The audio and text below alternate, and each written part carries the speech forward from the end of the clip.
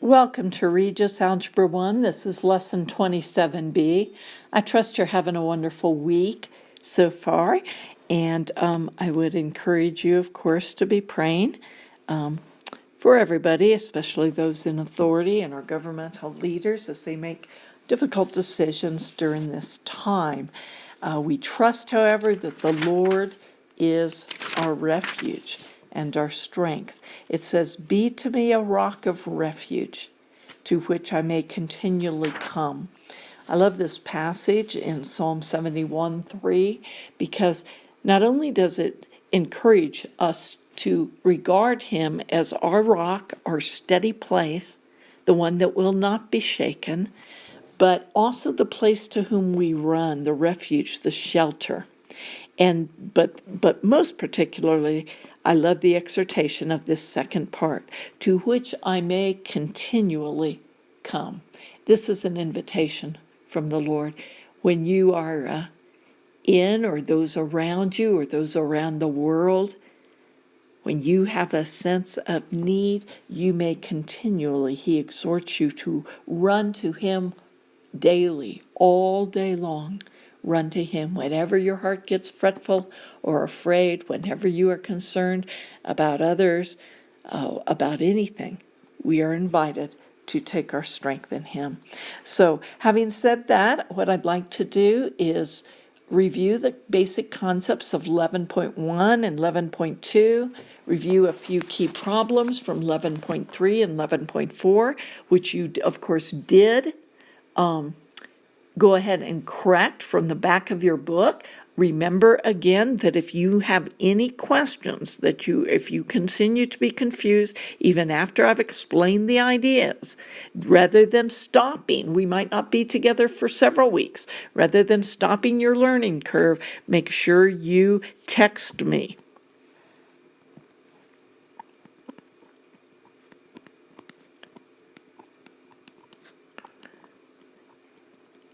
And ask about any concept that you are still not grasping, okay? So be sure to do that if you have some confusions. Now, remember, we are on a chapter regarding rational algebraic expressions, meaning fractions. So there's several things we can do. The first thing he told us that we could do is if we had a rational expression, a fraction, and one we could evaluate. Evaluate meaning that I would give you a value for x,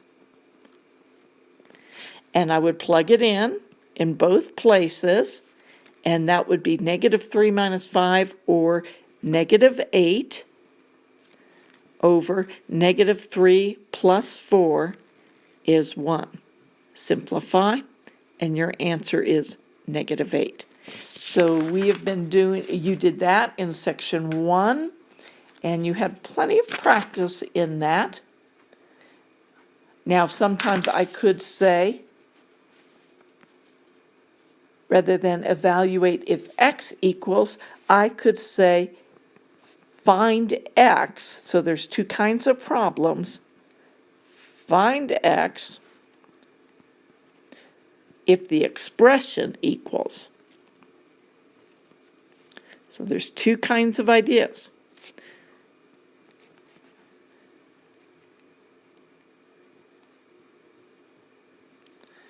And notice one of the ways you can, first off, we're not just finding a number here, we're finding what x equals. And so you've got to have rather than just an expression over here, you're going to have an equation over here. So we're going to take this and we're going to set it equal to 5 and then solve. Remember that? And again, these are repetition from section 1. Equals 5, send the denominator to the other side by multiplying, right? 5 times, view it as a whole group, that whole denominator, with parentheses around it, distribute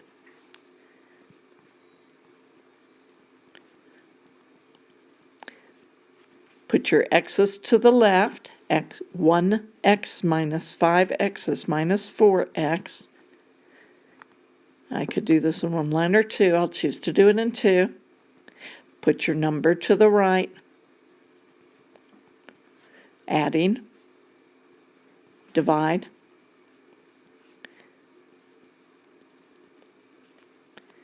and simplify if you can. Okay, so this is how we do these two ideas in 11.1. Now 11.2 has to do with simplifying, and this is just by way of review.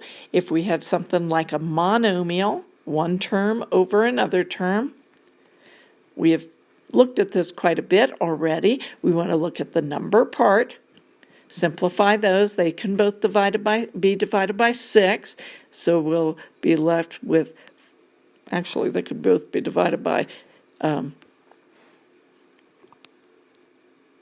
they could both be divided by 12. That's going to be better, and we'll get 2, just the number part, over 3. We're thinking 6 x's in the bottom, 2 in the top, so we'll end up with 4 in the bottom. Or we could subtract, starting with the larger to the smaller. 6 minus 2 is 4, and leave the answer in the bottom. Or we could subtract from numerator to denominator. 2 minus 6 is minus 4. That means you could either say 2/3 x to the minus 4, or 2, because it's to the negative 4, if I want to make it positive, 2/3 x to the 4th. Okay, lots of different ways to view that. So I'm going to give you the choice. I think that this just thinking, I've got 2 in the top, 6 in the bottom, and canceling through is the way I tend to view them. But at any rate, that's my answer. Now, if I had something that was with more than a monomial, here we have a trinomial, or over a binomial, we must factor. You must factor first, because you cannot cancel things that are being added and subtracted. I could not cancel, for instance, this x squared and this x squared. Big no-no. Cannot do that. That's illogical mathematically. It'd be like saying, could I take 3 plus 4 over 3 plus 9? Could I just do that? Would that equal 4/9? Or would it equal 7/12? It equals 7/12. You cannot cancel when you're adding. Okay? So you can only cancel multipliers. That's why you have to factor, because factor creates multiplication, creates multipliers. So what would this be? Two numbers that multiply together to give you 18, and their difference, because of this subtraction here, or minus sign, their difference is 3. So let's see, we've got 2 and 9, their difference is 7. 3 and 6, their difference is 3. So I'm going to put a 3 and a 6. And now all I have to decide is, where does the negative, this also tells me one's going to be negative and one's going to be positive. Which one's going to be negative?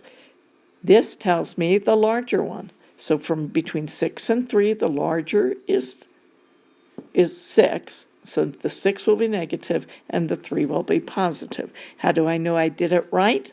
FOIL to check. So that becomes x squared plus 3x minus 6s is minus 3x. Okay, so that's good. Minus 18. On the bottom, that's a difference of squares. We're going to have, this could be x squared, this could be 6 squared, so we're going to have x and 6. The only thing that's going to change is one will be positive and one will be negative. Now, if you still can't do this, you must go back to chapter 5. You've got to know how to factor. Okay, so these will cancel out, and my final answer will be this. So those kinds of ideas are what we'll have in Lesson 2. Now, Lesson 3 and Lesson 4 you did for homework. This is Lesson 3 and Lesson 4. And Lesson 3 is multiplying and dividing. Well, what's my basic rule with multiplication and division? To multiply, I would multiply numerator times numerator, right, and denominator times denominator. I would factor if I can, right, and then cancel. To divide, I would multiply by the reciprocal. So I would change the second fraction. Let's just make sure we know how we're doing this. Let me just find you some of your problems. Oh, here we go. Let's do number, this is 11.3. We're going to do number 6. Number 6 says x over 10 and x minus 3 over 5. And I need to multiply. So multiply, can I cancel? No. Because, by the way, you must look at this as a group. Okay. So I'm multiplying. I'm going to have x times x minus 3 in the numerator over 10 times 5 or 50 in the denominator. And that's my answer. I could distribute this and write it, the numerator is x squared minus 3x all over 50, but I don't have to. Now, if I were to divide instead,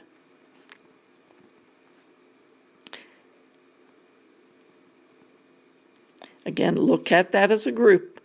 That I changed this by changing the second one and changing this. Okay, not the first one.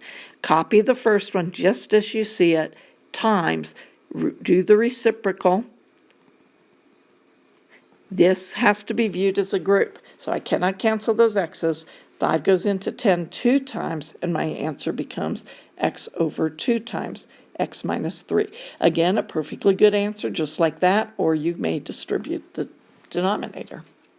Let's go over a couple more problems here. I'm just going to, rather than talk each one through, I'm going to write several down, and you can check that you understand how to do these. Okay, I've done 2 problems, and now I'm on 28, and I've circled this here because I want you to make sure that you know that you have, that's the difference of squares. You have to factor that. I've written this out because it's easier when we come to canceling and not getting confused. So we'll cancel that binomial. We'll say 3 goes into 12 4 times. We'll cancel one of the h's, so this becomes h to the third. And now we make sure we don't lose anything when we finally write it out. We have h to the third times h plus p. The big trick is when you're canceling, don't ignore anything. Sometimes it's hard to see. Okay, and this should be your final answer here. Okay, we'll do a couple more. This will be my last problem actually on this unit, in this section. What I have here is I need 4 things to be factored.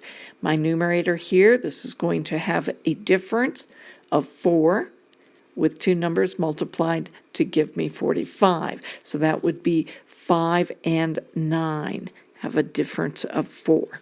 Okay, so we'll have D 5, D 9. One needs to be positive and one needs to be negative because the circled negative sign, and the positive one needs to be positive 4, so the larger value between 5 and 9, the 9 will be positive, the other will be negative. In the denominator, I'm going to factor out a common factor. Now here we're going to be multiplying. We're going to factor out a common factor. We're going to recognize difference of squares. So that would be a d, because d times d is d squared, and a 9, because 9 times 9 is 81. One will have a positive sign and one will have a negative sign. So you must do all that factoring and then you try to cancel. Well, these will cancel. These will cancel. 3 and 4 don't get into each other. We have nothing left. So we have this equals 3d minus 1 over 4d minus 9. Okay, so I think that gives you a good idea on section 11.3. Reviewing some on 11.4.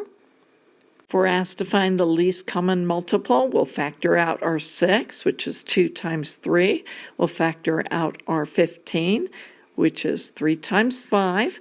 Okay. The highest number of 2's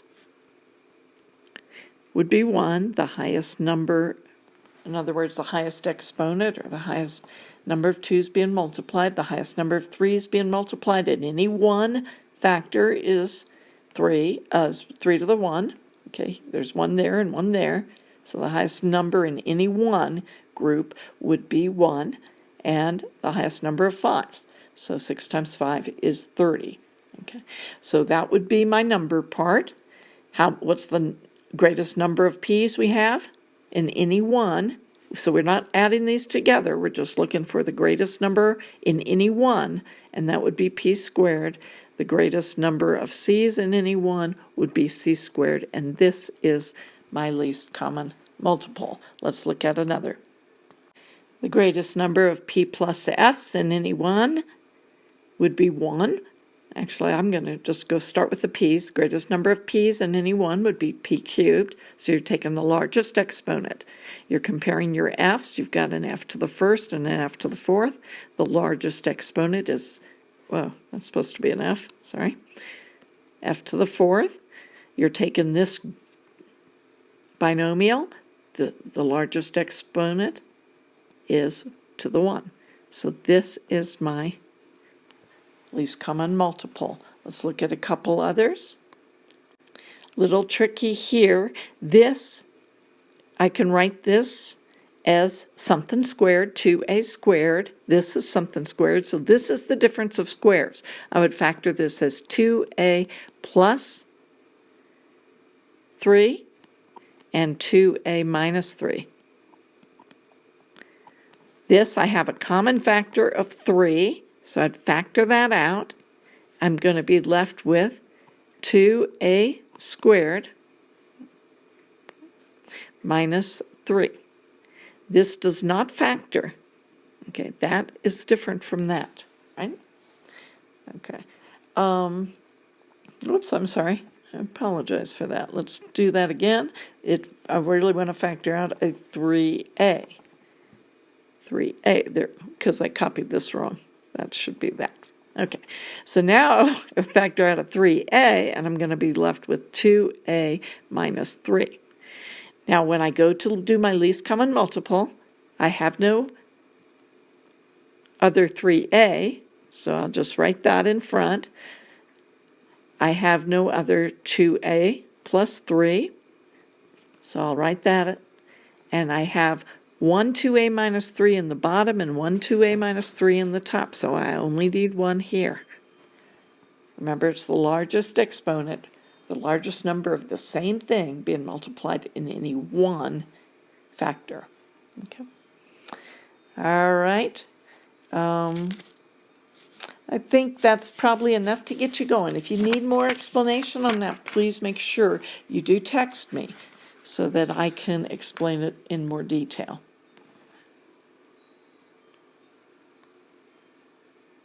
Actually, I'm going to do number 44 on the back side, and what we're going to do is our number part, 3 times 5, 3 times 7, and 5 times 7. So in any one, I have 1 3, 1 5, 1 7. So I'm not talking about the idea that I have 2 7s altogether. I'm talking about in any one factor. There's a factor, there's a factor, there's a factor. In any one of these, I have only 1 7. Okay, so this would be, let's see, so that would be 105 when we multiply it out. What do I do about r's? Oops. I'm looking for the largest exponent in any one. What do I do about s's? The largest exponent in any one. Now, in the last section of 11.4, they're reminding you how you add and subtract fractions. Let's go ahead and review that. I'll do 62. To add or subtract fractions, you need a common denominator. Well, let's look at the number part. 8 is 2 times 2 times 2. That'd be like 2 to the third. Okay. 12 is 2 times 2 times 3, which is 2 squared times 3. What's the largest number denominator for my 2? I don't mean denominator, I'm sorry. Largest exponent for my 2 is 2 to the third. Largest exponent for my 3 is 3 to the 1. So that would be 8 times 3, or 24. Okay. Now, what does that mean? Well, notice now what I've got. I need 24 here. So I'm going to explain this to you just a tad different than you are used to. Okay, what I normally would say when I'm doing arithmetic is I would say 8 times what is 24? 3. Okay, but I'm going to go back to this. The 8 is 2 to the third, right here. So I've already got that part, and all I need is the 3. The reason I'm illustrating it this way rather than any other way with numbers is because of when we start algebra. Okay, so I've done that. I need a 3 as a multiplier on my first one. Remember, it's going to be 3 over 3. So I'm multiplying that 3 by both the numerator and the denominator. That will end up being 9 24ths. In the second one, notice what I have is I have a 2 and a 3. So I've got the 3.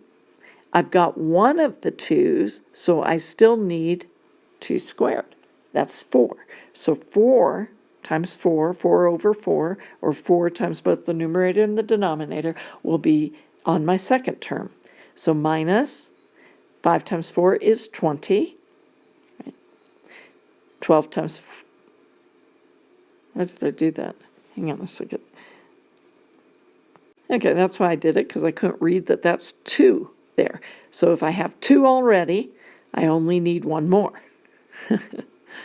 Okay, one more like that. 2 times 5 is 10,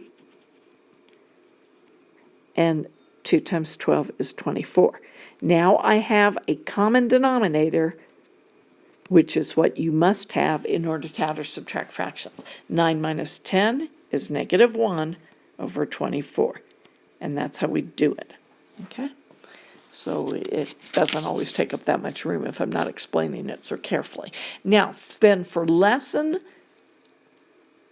11.5, what we're going to do is add and subtract rational expressions. So we're going to use what we've just learned about least common denominators and what we've remembered about adding or subtracting fractions to do a new thing. Now, when I say least common multiple, that's the same as my common denominator. So a 4 can break it down to 2 and 2, but that doesn't help me because this is a 3 over here. So 3 times 4 would be the number part of my least common multiple. How many x's, or what's the largest exponent of my x's in each denominator? Just 1, so that's what I'm after. Okay. Now, when on easy ones like this, I'm just simply going to say this. I already have my x in my left hand fraction. I already have an x. I have a 3. 3 times what is 12? 4. So I'm going to multiply my left-hand fraction by 4 over 4, or the numerator by 4 and the denominator by 4. On the right side, I already have my x. I have a 4, I need a 12, so 4 times what is 12? 3, and that's going to be my multiplier for both my numerator and my denominator. 3 times 9 is 27. 3 times 4x is 12x. Because they have a common denominator, I can add the numerators. This becomes 47 over the same denominator, 12x. If 12 went, or any portion of it, if I can simplify 47 and 12, I would have to by canceling, but I can't. So that would be my answer. Let's look at another. These are the example problems, talking you through each one. Actually, I see that I'm going to have several things more to explain, so I want you to go to this lesson 27B part 2 to watch the rest of it, because I'm kind of running out of time for a download. All right, so I'll post this one and we'll do the next on part 2.